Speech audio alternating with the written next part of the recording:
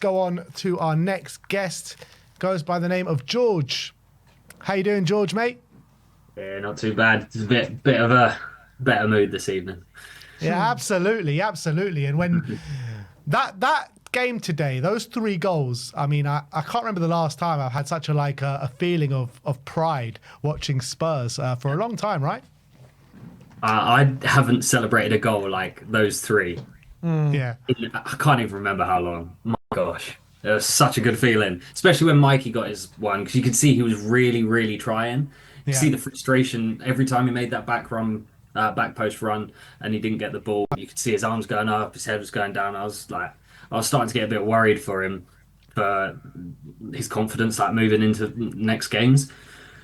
But oh my God, the way he celebrated that is the exact way I celebrated it. I was sliding on my knees across the living room, looking at the old fist pump, like, come on. And you could see him after the game as well. The camera panned him and he was just doing like this to himself, like, yes, yes, Yeah, the yes. fact that he did it to himself just brought a smile to my face.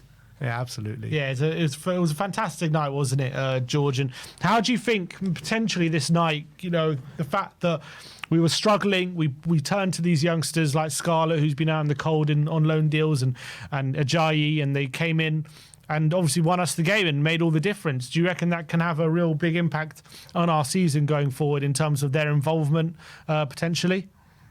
Look, I think it's promising, of course. I think bottom of the Premier League would still be harder than tonight's opponents. No offense to them, but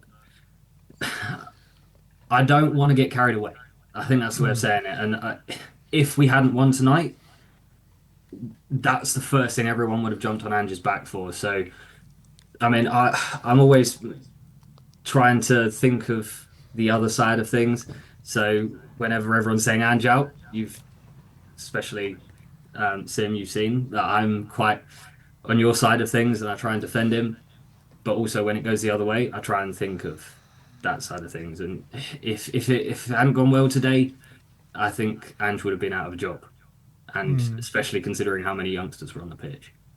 Yeah, But we talk about George. This level of team aren't the same as might be the bottom of the Premier League. And I agree, the level of team that we played today were not good. However, we were struggling to break them down. And when we played Southampton, who were bottom of the league, we were 5-0 up within like 20 minutes or whatever it was. yeah, good point. But there was something that someone said in the chat before I came on, but I can't remember what it was. I was going to reference it, but it's completely gone. I'm on cloud 9. I'm just trying to Me and you live both, in the mate. moment being a Spurs fan, because it's all going to come on.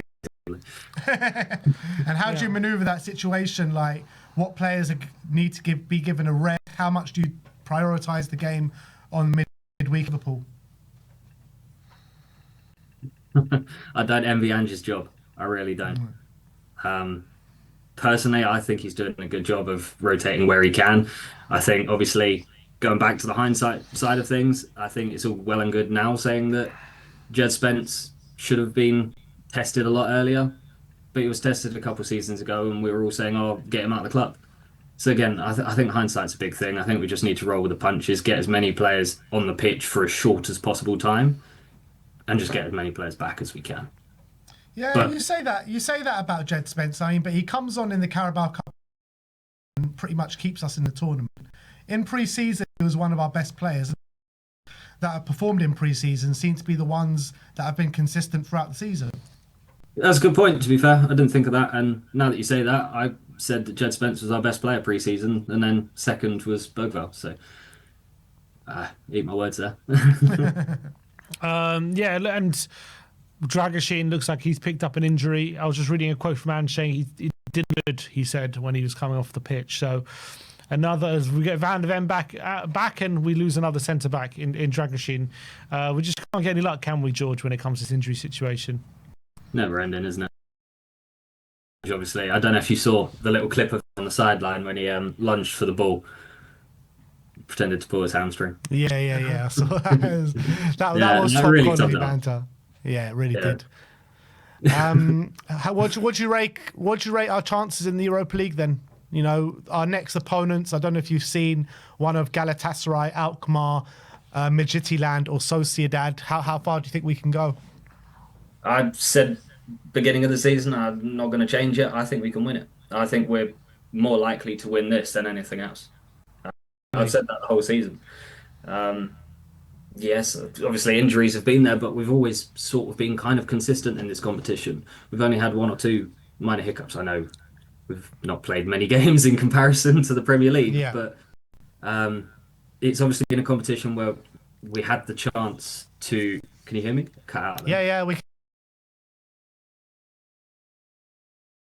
Had the chance to obviously get out of the playoff places, which has saved so many games, and I think that was ultimately key. I think if we'd gone into the round of 16, we would really struggle. But now that we're in the top eight, as far as I'm concerned, there's no excuses not to really push on and try and win it. All right. Big up, George. Let's hope we go all the way to Bilbao. I just want to let you know, I've already booked a hotel to Bilbao. I booked it about 3 months ago. So let's hope Right. that's not a waste of money. But big up to you, George.